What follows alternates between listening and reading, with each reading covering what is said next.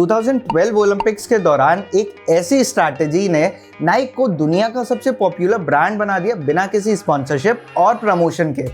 पर रुक जाओ, आगे बढ़ने से पहले थोड़ी बैक स्टोरी भी समझ लेते हैं। डू यू नो एडिडास और पूमा शू इंडस्ट्री के बादशाह थे और साथ ही साथ एक दूसरे के सबसे बड़े कॉम्पिटिटर, और उनके कंपटीशन में कोई भी नहीं था इंडस्ट्री में एक टाइम पे। पूमा और एडिडास ने ऑलमोस्ट सिमिलर टाइम पे इंडस्ट्री में कदम बढ़ाया था, जहां पूमा 1948 में आई और उसी के अगले साल एडिडास ने इंडस्ट्री का हाथ थामा था। बट फिर एक ब्रांड जिसने 1965 में इंडस्ट्री में कदम रखा और कैसे आज न सिर्फ $1 बिलियन का रेवेन्यू कर रहा है पर ऑडियंस के दिल पे भी राज कर रहा है। नाइक की वीडियो में आगे बढ़ने से पहले सब्सक्राइब कर दो यार, और बेल बटन को जरूर दबाना जिससे नई वीडियोस आप तक पहुंच पाए। क्वेश्चन ये है कि नाइक ने इतना सब कुछ इतनी जल्दी कैसे हासिल किया। नाइक 1964 में बेवरटन ओरेगन में स्टार्ट हुई थी।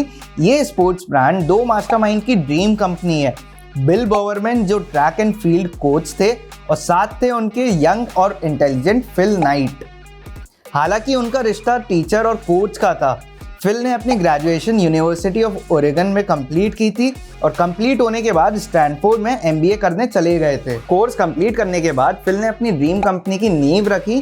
फिल नाइट और बिल बोवरमैन में एक चीज कॉमन थी, स्पोर्ट्स के लिए उनका लगाव। एक और बात है जो नाइक को सबसे अलग बनाती है, वो थी उनकी चॉइस ऑफ स्पॉन्सरशिप। जहां एडिडास अपने रिसोर्सेज ऑर्गेनाइजेशंस और बिग नेम्स पे इन्वेस्ट कर रहा था, वहीं नाइक ने अपना पैसा एथलीट्स पे इन्वेस्ट किया। नाइक का उस समय सिर्फ एक ही ऑब्जेक्टिव था, फ्रॉम एथलीट्स फॉर एथलीट्स, जिसका मतलब था वो ऑलरेडी एथलीट हैं एंड दे नो एवरीथिंग जो नीडेड था स्पोर्ट्स शू के लिए। और इसी वजह से नाइक एथलीट्स के अकॉर्डिंग शू इजीली डिजाइन कर पाता है।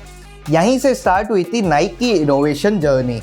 नाइक ने अपने जीवन काल में काफी सारे इनोवेटिव एथलीट्स को मार्केट में लाया और पूरा फोकस एथलीट्स के कंफर्ट और फंक्शनैलिटी पर शिफ्ट किया। इनिशियल डेज में फिल जापान विजिट किया करते थे बेस्ट डिजाइन्स और न्यू क्वालिटी ढूंढने के लिए, और वहीं वो एक और कंपनी के साथ डील करते हैं जो आज एक और बड़ा ब्रांड है एसिस के नाम से। बीइंग एन एथलीट, फिल और बोवरमैन डिसाइड करते हैं कि वो सिर्फ एथलीट्स को स्पॉन्सर करना चाहते हैं rather than sponsoring big events like FIFA and Olympics, जिसका एक ही मतलब था कंपटीशन। मार्केट में टॉप पोजीशन होल्ड करने के लिए एक जंग छिड़ गई थी और इस पूरे बैटल का टर्न आया 2012 ओलंपिक्स में। ओलंपिक्स एक ऐसा इवेंट है जिसकी स्पॉन्सरशिप मिलना डायमंड से भी ज्यादा बड़ी बात है, क्योंकि यहाँ पे brands neck to neck fight करते हैं स्पॉन्सरशिप पाने के लिए। आपको शायद ये लग रहा होगा कि स्पॉन्सरशिप नाइक को मिली थी, पर ऐसा हुआ बिल्कुल भी नहीं था।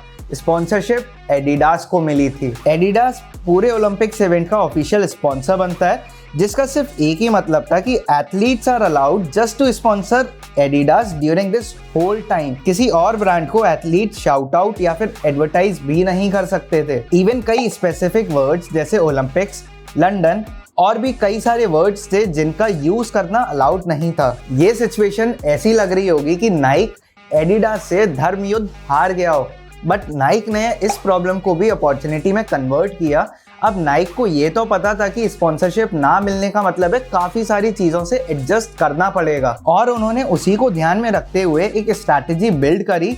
नाइक को पता था कि उनका ब्रांड एसेंस उनके ऑब्जेक्टिव्स की वजह से इतना स्ट्रांग है और इसीलिए वो उसी के साथ चले। रिसर्च से ये पता चला कि लोग अक्सर भूल जाते हैं कि उन्होंने टीवी पे क्या देखा है, पर सोशल मीडिया का एक्सपीरियंस कभी नहीं भूलते जो एक ब्रांड ने उन्हें प्रोवाइड किया हो। This is why ad campaign targeted the emotions and inspiration.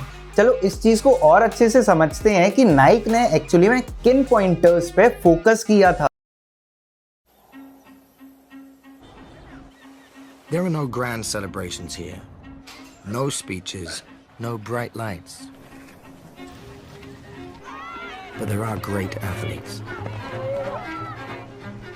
Somehow we've come to believe that greatness is reserved for the chosen few, for the superstars. The truth is, greatness is for all of us. This is not about lowering expectations. It's about raising them for every last one of us. Because greatness is not in one special place. And it is not in one special person. greatness is wherever somebody is trying to find it.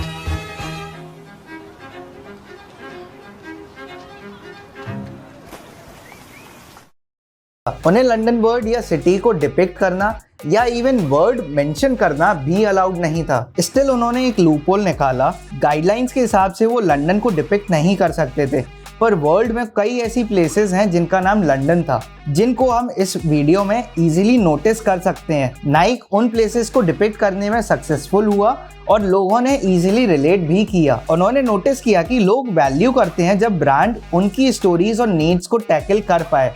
That is another point जो आप इस video में note कर सकते हैं। Number 3, हम में से सिर्फ कुछ ही ऐसे लोग हैं जो ये समझ पाते हैं कि ग्रेटनेस एक चॉइस है।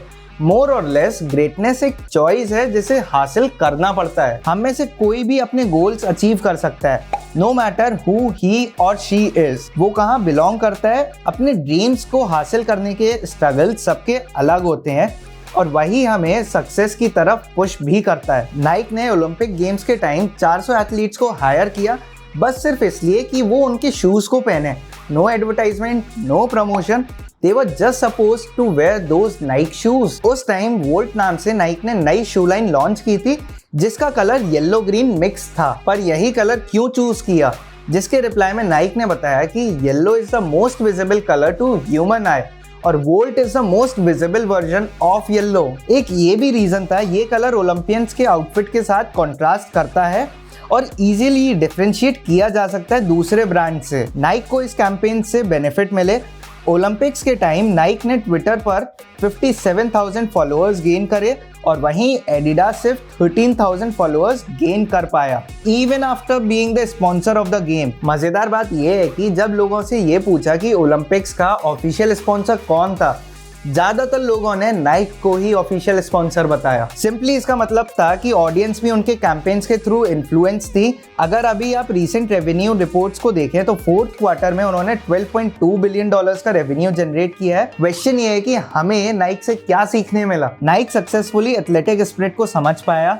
उन्होंने इस बात का भी ध्यान रखा कि हम सब के अंदर एक एथलेटिक स्पिरिट होती है, बस इम्पॉर्टेंट है कि हम उस स्पिरिट को पुश कर पाएं और नाइक ने एग्जैक्टली वही किया। उन्होंने ना सिर्फ एथलीट्स के इमोशनल वैल्यूज पे वर्क किया बल्कि उनके स्ट्रगल्स को भी इंपॉर्टेंस दी और समझाया कि कोई भी विनर बन सकता है। बहुत नाप तोल के एक कमर्शियल लॉन्च किया जिससे एक बैलेंस बन पाया ऑफलाइन और ऑनलाइन मार्केटिंग टेक्निक्स के बीच, जिसको हमने एक्चुअली नोटिस किया था ऊपर ट्विटर वाले पॉइंट में। हम ये भी नोटिस कर सकते हैं कि कैसे नाइक अभी भी टॉप एंगेजिंग ब्रांड है on all social media platforms. Naik ने उस वक्त भी लोगों का दिल जीता जब उनको रिस्ट्रिक्शंस का सामना करना पड़ा। हम उनकी जर्नी से सिर्फ एक चीज सीख सकते हैं, वो होगी उनके अपने ब्रांड एसेंस को समझना और उस पर टिके रहना। ब्रांड एसेंस फाउंडेशन की तरह होती है जो समझाता है कि ब्रांड के एक्चुअली क्या ऑब्जेक्टिव्स हैं और वो कैसे आपके लिए बेस्ट है। एक सपने से स्टार्ट हुई कंपनी आज एथलीट्स के सपनों को जोड़ रही है